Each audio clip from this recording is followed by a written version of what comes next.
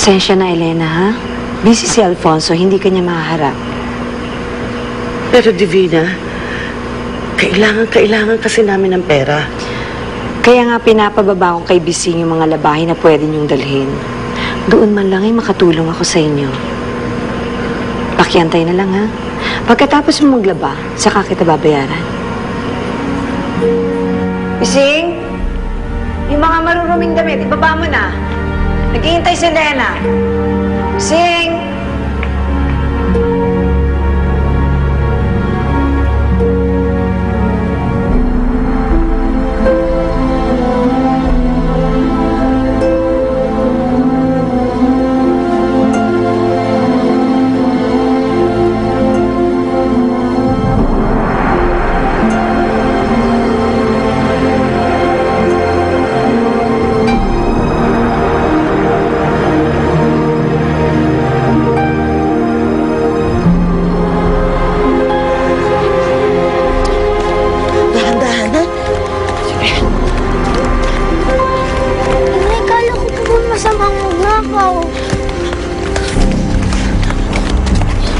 Hindi ako nagnakaw.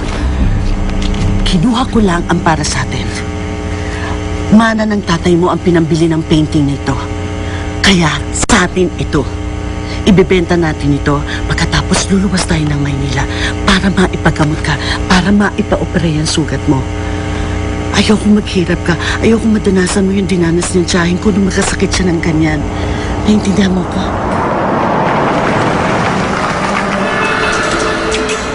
Elena! Elena! Elena! Magnanakaw ka, ha? Anong pumasok sa kukote mo? Tinakaw yan? Amin ba eh! Paano naging sa'yo yan? Hoy! Pamawain ko to! Ano ba? Ha? Ang igay-igay mo, ha? Ninakaw ng asawa mo ang painting ko sa bahay! Ang painting! Ayan o! Tanga ka ba? Tingnan mo hawak-hawak niya! Elena, Kinuha ko lang yung para sa atin, Carlos. kuya, ayusin natin. Anong ayusin natin? Magnanakaw ang asawa mo! Kuya!